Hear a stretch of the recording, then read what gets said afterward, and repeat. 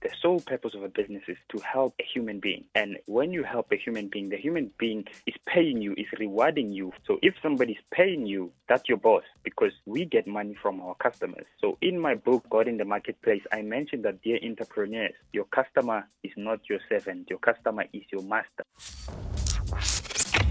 You are listening to On The Grind podcast. This is where we talk to different business owners about their entrepreneurship journey. Stay with us and learn how you can replicate their success in your business today. Welcome to the very first episode of On The Grind podcast. I'm your host, Lebogang Kotsi. And to kick things off, I'm talking to Thomas Nkuna, who is based in Cape Town in the Western Cape. Thomas is the founder and CEO of Jay Gatsby Inc, which specializes in floor heating, beach rental equipment, and pool tables. Thomas, welcome to On The Grind podcast.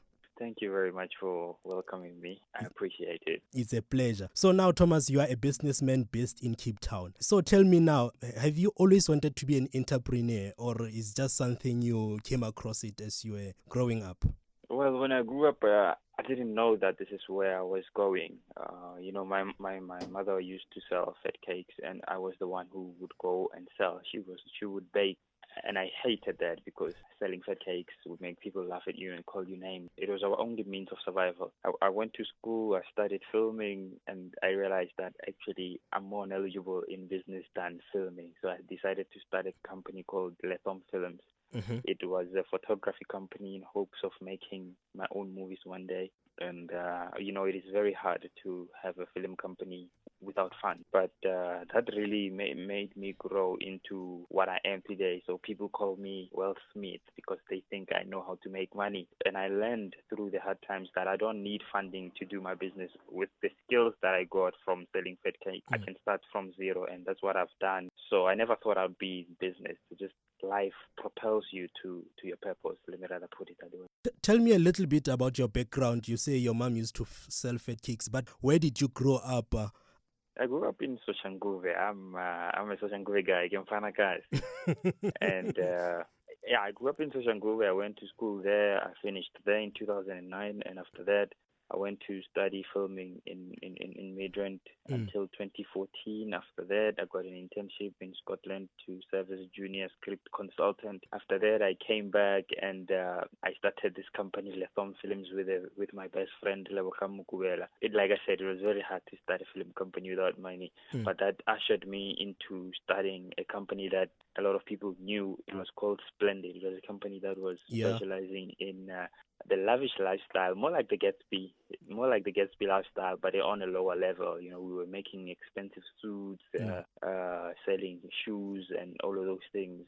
And it fell last year due to some bad business decisions that I took, and that really propelled me to go to Cape Town and find opportunities, and I did. Now tell me, before you could start your film company, you were in Scotland. How did that come about? How did that happen? I mean, for everyone to go and work overseas, it's like a dream come true. It was a scholarship privilege, to be quite frank.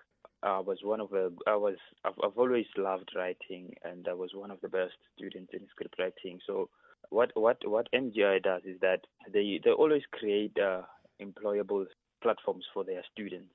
So it happened that we were lucky enough to have an internship in Scotland for filming, and they funded everything. It was 2014. It was 2014.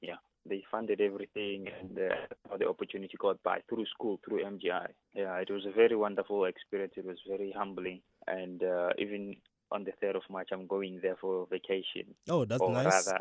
Or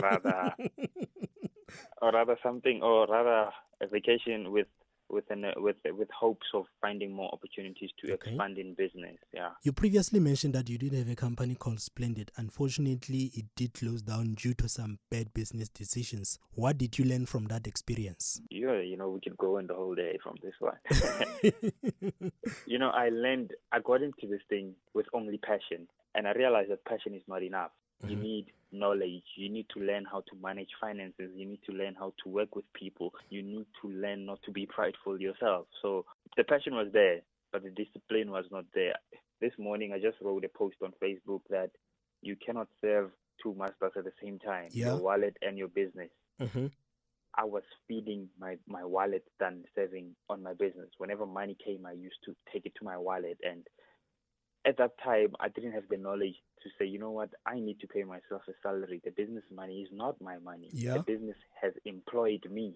Mm-hmm, mm-hmm. But I didn't think about that. It was that boss mentality. But I realized that led me to my downfall. I ended up owing a lot of people because whenever money came in, it was immediately, and I had higher expense. And the people that were working with me, it was just bad decision all in all. I had the business, I had the idea, but the principles of running with the business were not there, were not there. And that led me, as much as the business was growing, I've changed employees like I was changing clothes. Yeah, I thought the problem was them, but I realized that the problem was me. I didn't care for them as much as a good leader would do that. So I got an opportunity to go to Cape Town before the business closed. And that's when I started seeing the opportunities. So after going to Cape Town, I explored a few opportunities. When I came back, we were already in a mess. The employees were not happy. They didn't want to work anymore. And that's where that led us to closing the company. So you started Jay Gatsby Incorporated, and in less than 2 months, you made a lot of money. Would you say that is luck? I can't say it's luck. That's why people here in Cape Town, they call me Will Smith. It's not luck. I believe God has given me a gift to make money. I find that very easy to do, really easy. So I wish I could lay bare of my strategies on how I did it, but it was just purely business, without funding, without anything. And this money came through the beach rental equipment.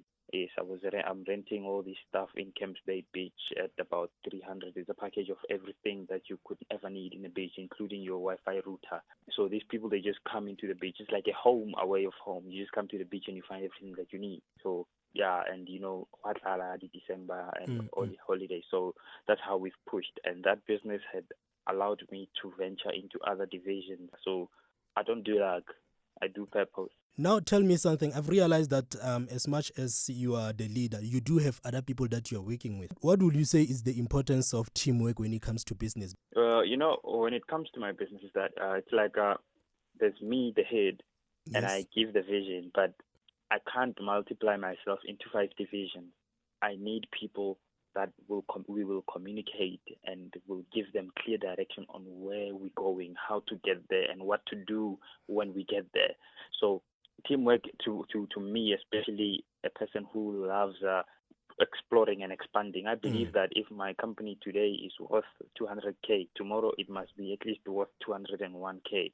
Every day must increase. We must increase. So I can't do that by myself. I need to have certain people placed in certain divisions, and they hear from me and I guide them. The people that I work with, all of them, they don't have experience in business. They never worked anywhere, and I took them in and I taught them, and we are really working. Each and every division has its own manager, and we talk, we communicate. So teamwork and communication are the key, and a mentality of saying that this is too big for me. This vision is too big for me. I need to share it with other people. So I believe in teamwork more than anything. Just that sometimes I just gotta be honest with you. Sometimes it's really frustrating because some people don't understand the way you see it, and it takes a lot from you to take it out so that they could understand it to a point where a school kid could understand the vision. It takes a lot. So it's really frustrating. Even now, we're launching a magazine, and we just landed Jaguar as our client. It was our first client for advertising, and we have a crazy deadline. And some of them are afraid of the deadline, and it's just frustrating because I know if we work together, we can make this happen. But teamwork is the key to making things happen. You say you want to coach young people how to run effective businesses and how to make money. Since most people call you a wealth smith, can you elaborate more on this? Okay, I recently got contacted from a guy from Facebook, and he said, no, he wants to live the life that I'm living. I said, okay, no, that's cool. Let me teach you. And he sent me a voice note and asking me what's the fastest way of growing his money. And I told him that sometimes certain things are not as fast as we proclaim. But before we could talk about growing your money, or we could talk about investing your money, let's rather talk about your savings, because your savings makes your investment. you can't just say I'm going to invest without money. I mean, the money that you've put in is what we call savings. That will allow you to invest wherever you want to invest and grow your money. So I told the guy that let's start with the basics. Let's start with investing. How much do you have in your account right now? The guy told me. I was like, okay, cool.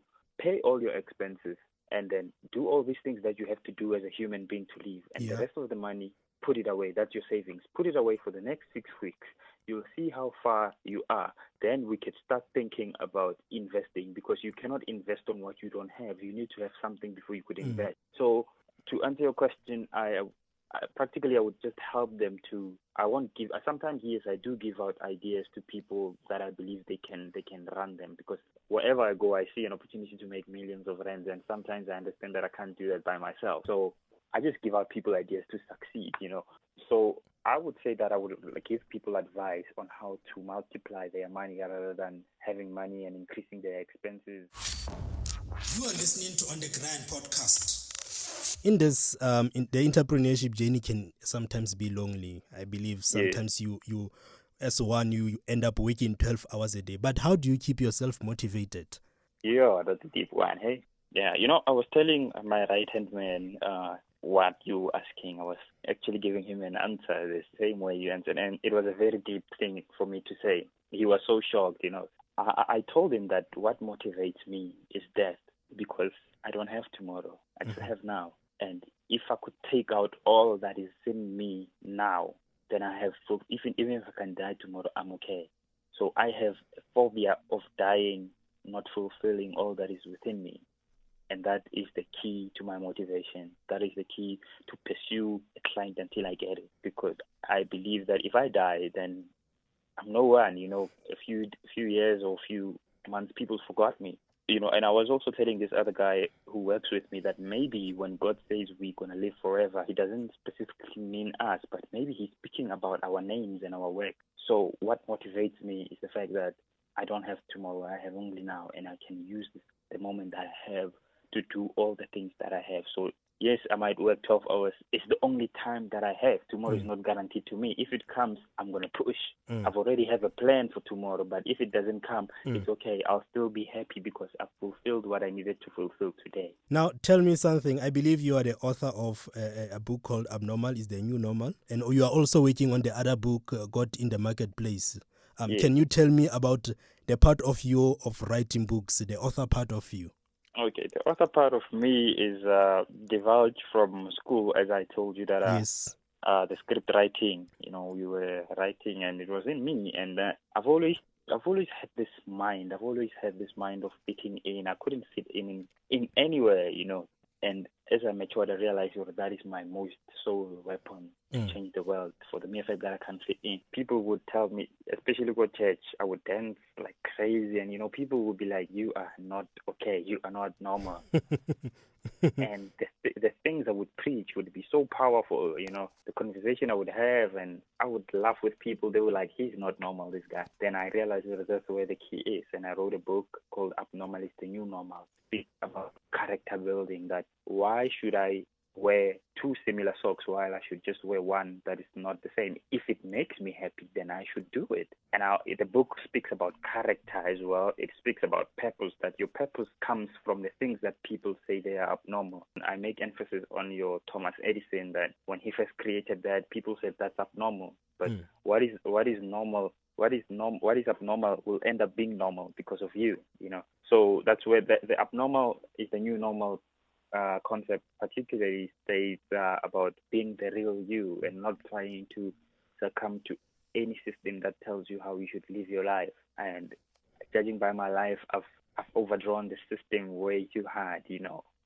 I've the things I know people take a lot of years to know, and so the motivation of the book really comes from my life as how it has been so abnormal. I started grade 1 until varsity without even paying a cent, and that's abnormal to me, and it's only grace that allowed that, people helping, So yes, that's what motivated the book. Abnormal is the new normal, because my life alone has been a very abnormal life, and people now are following me because of that abnormal life. They want to live the Gatsby lifestyle because of that abnormal life. No, that's great. Now, before wrapping up, you are the guy who has many quotes. I mean, I follow you on Facebook. You've got, like, I think every day you've got about 3 quotes that you post. So I'm just randomly going to pick some, and I would like you to elaborate on them. So the first one, it says, we all have one boss, which is the customer. He can fire us at any time by buying elsewhere. Can you elaborate on that? Okay, one of the things I've realized that CEOs, they think that the customer is, they think that they are the boss. But if you could really think about it, the sole purpose of a business is to help a human being. And when you help a human being, the human being is paying you, is rewarding you for the help that you've given. That's the whole concept of business particularly. So if somebody's paying you, that's your boss, because we get money from our customers. So in my book, God in the Marketplace, I mentioned that, dear entrepreneurs, your customer is not your servant. Your customer is your master, because that's where you get your payment from. That's where the growth of the business lies. And to get more into detail, customers have choice, have the freedom of choice, and you will lose business if you don't entertain or you don't serve them with respect. So people need to understand that as much as they carry titles of being CEOs, they are not the boss. The customer is the boss, has the final say if whether he will buy in your business so that you can be able to pay your expenses, pay yourself and your employees, and have a profit on that. That all depends on the customer. The customer is the most powerful tool in the business, because if he chooses to buy elsewhere, he has fired me and the people around who are following me. Now, another one, it says, business is a good idea. Okay, when I actually say business is a God idea, I practically mean that when God came up with the concept of business, he did that through trade. So trade alone is the means for God to serve his people. And God is all about servanthood and selflessness. So being in business, if you don't have servanthood, you won't survive, because no matter what type of business you are serving customers. You are lowering your life down for the customers to walk high. So it's all about servant idea, and God provides.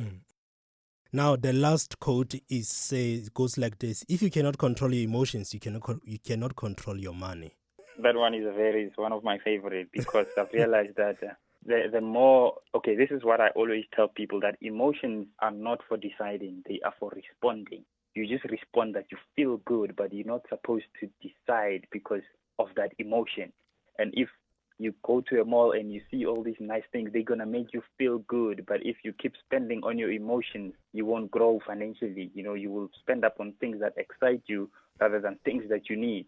So if you can't control how you feel about what you think you want, you cannot control your money, which means your emotions are in charge of you, which means you are a slave to your emotions. So you have to have the tenacity to be in charge of your emotions, control your emotions, because the need of wanting something comes from an emotion. My friend once said to me, there's a difference between nice to have and what you need. So nice to have is enticed by emotions. You don't need that. It's just something that propels you, got emotion in it. So if you can't control how you feel about something, then how can you control your money? Because your money, it's not the forefront. Your forefront is your emotions toward that thing. So you need to have emotional intelligence to say, I need that, I don't need that. Now, in conclusion, what action can our listener who's going to be listening to this podcast, what action can they take today to make sure in the coming future they are successful in their business? Just one action. Okay, one action that I would give them is that they need to have financial intelligence above all. It's not how much you make that really makes people broke. It's their method behind their financials. So they need to have financial wisdom, knowing that money is a slave and not them. They're not supposed to work for money. Money is supposed to work for them. What are the plans for Jay Gatsby this year? We have great plans this year. We're having a national pool tournament within all the universities of South Africa, and then the winner who wins has an opportunity to win R1 million so that they can fund it towards their studies and whatever that they want to do. That's because we're trying to also help a few students that can go to varsity because of this fees must fall. We realize that we can't help the whole nation, but at least if we host this pool tournament, then somebody might get free education from that, Mm. And so we're also launching 3 magazines this year. We're already busy with one, as I explained earlier on, that we just even landed Jaguar as one of our advertisers. Any parting words from you, my friend, Thomas Nkuna? Thomas Nkuna would like to say that as Black people, we are born to be great, and let us stop being less emotionally intelligent and just really be strong in our purposes and not fit in and do what we have to do to survive and grow our businesses or our pockets. Thanks for listening to On The Grind podcast. If you enjoyed this episode, kindly follow us on social media and join us next time for another great episode.